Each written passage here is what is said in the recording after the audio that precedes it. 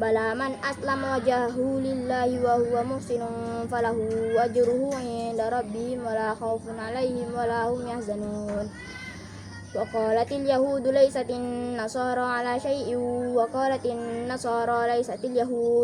ليست اليهود على شيء وهم يتلون الكتاب كذلك قال الذين لا يعلمون مثل قولهم فالله يحكم بينهم يوم القيامة فيما كانوا فيه يختلفون ومن أظلم ممن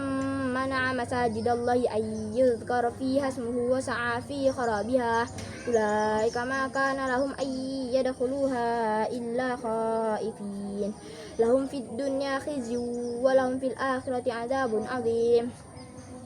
ولله المشرق والمغرب فأينما تولوا فثم وجه الله إن الله واسع عليم وقالوا اتخذ الله ولدا سبحانه بل له ما في السماوات والأرض